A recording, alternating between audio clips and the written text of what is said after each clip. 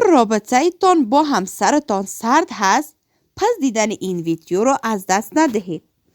روحی 1398. آنجایی که متاسفانه روابط زناشویی در میان خیلی از جوانان امروزی رو به سردی کشیده و هر روز واقعه جدایی دو جوان در یک دنیای غم‌انگیز میشنویم.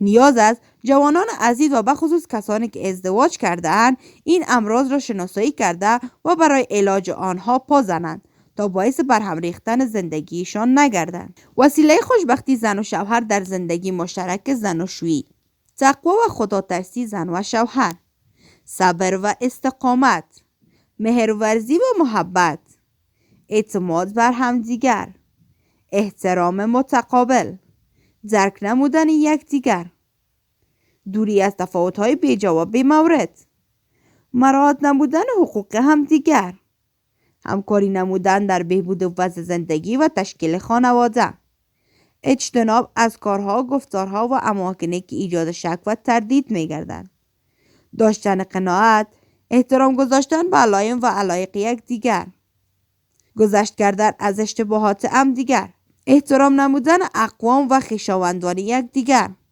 پرهیز از کاربرد الفاظ زشت در مقابل همدیگر، اظهار عشق و علاقه نمودن، رسیدگی به مشکلات و سختی‌های همدیگر، پرهیز از دروغ و فریبکاری در مقابل یکدیگر. زن باید از وصف زنان اجنبی و بیگانه در پیش شوهرش پرهیز کند و همچنان مرد باید از وصف مردان بیگانه نزد همسرش دوری کند. رد و بدل کردن تحفه و هدیه ها در میان همدیگر. این روش ها می تواند برای ایجاد یک رابطه موفق در بینتان خیلی هم کمک بکند. احترام متقابل یکی از آپشن هایی است که شما می توانید برای بهبود زندگیتان از آن استفاده کنید. مهرورزی و محبت می تواند رابطه شما را مستحکم تر بسازد. شما باید همسرتان را درک بکنید و از توقعات بیجا دوری بکنید. مراعات نمودن حقوق همدیگر در روابط زناشویی خیلی مهم می باشد. همکاری نمودن و بهبود وضع زندگی در تشکیل خانواده. پرهیز از کارها و الفاظی که بالای شوهر و یا خانم بد می‌خورد. رسیدگی به مشکلات و سختی ها می تواند دوست داشتن و محبت را بین دو نفر زیاد بکند. پرهیز از دروغ و فریبکاری در مقابل زن و یا شوهر که می تواند اعتماد و ارتباط بین دو نفر را مستحکم تر بسازد.